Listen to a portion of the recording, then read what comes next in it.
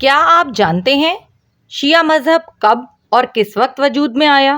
پیغمبر اکرم صلی اللہ علیہ وآلہ وسلم کی حیات طیبہ میں ہی شیعہ مذہب وجود میں آیا۔ پیغمبر اکرم صلی اللہ علیہ وآلہ وسلم کی ولادت سے لے کر 23 سال زمانہ بعثت اور تحریک اسلام کی ترقی کے دوران ایسے واقعات اور اسباب رونما ہوئے جن کے نتیجے میں خود رسول اکرم صلی اللہ علیہ وآلہ وسلم کے اصحاب میں ایک ایسی جماعت کا پیدا ہونا لازمی ہو گیا۔ پیغمبر اکرم صلی اللہ علیہ وآلہ وسلم کے زمانے میں سب سے پہلا نام جو مشہور ہوا وہ شیعہ تھا۔ حضرت سلمان فارسی، حضرت ابو ذر غفاری، حضرت مقداد اور حضرت عمار بن یاسر اسی نام سے مشہور ہوئے۔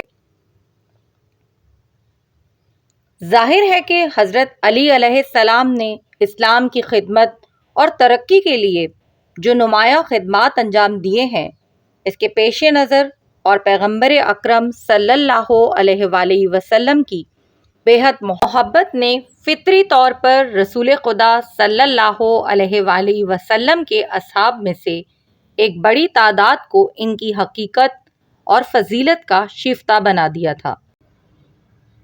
یہی وجہ تھی کہ انہوں نے حضرت علی علیہ السلام کو پسند کیا اور ان کے گرد جمع ہو گئے اور ان کی پیروی اور اطاعت شروع کر دی، یہاں تک کہ بعض لوگ اس پسندیدگی کی وجہ سے آپ علیہ السلام سے بغض و حسد کرنے لگے اور آپ علیہ السلام کے دشمن ہو گئے۔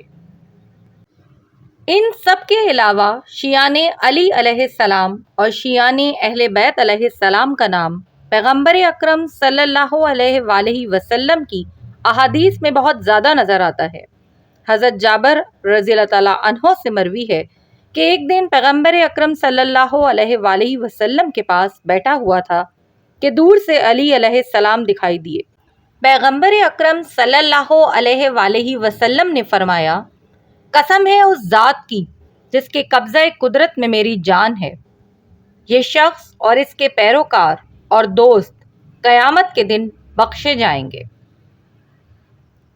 حضرت ابن عباس کہتے ہیں کہ جب یہ آیت کریمہ جو درج ذیل ہے نازل ہوئی تو پیغمبر اکرم صلی اللہ علیہ وآلہ وسلم نے حضرت علی علیہ السلام سے فرمایا، یہ آیت تمہاری اور تمہارے شیعوں کی شان میں نازل ہوئی ہے کہ قیامت کے دن تم خدا سے راضی اور خوش ہوگے اور خدا بھی تم سے راضی اور خوش ہوگا۔